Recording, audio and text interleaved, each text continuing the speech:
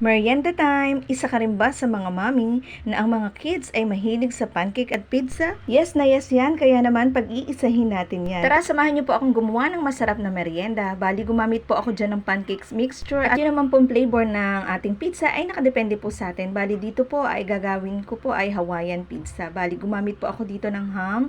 Ito po yung tira namin. Bali, dinice ko lang po yan, then tinost ko po sa butter. Tinintay ko lang po yan mag-brown, then set aside na po natin. Okay na po yan. Then sa another pan po is, doon naman po natin lulutuin yung ating dough. Yung pong pinaka-base natin. Ayan, yan pong pancakes mixture po natin yan. Hintayin lamang po natin magbubbles at mag-set po lahat ng sides. At pag ganito na po, is ready to flip na po yan. Ayan. Then, next naman po ay gagawin na po natin yung ating Hawaiian pizza. Bali po maglalagay muna tayo dito ng ating pizza sauce. Ayan, sweet pizza sauce po ito. Pwede po kayong gumamit ng kahit ano pong gusto nyo, Italian, kung ano po yung gusto nyong flavor. Ayan, spread lang po natin evenly. Then, yung ating pong grated cheese, mas marami, mas masarap.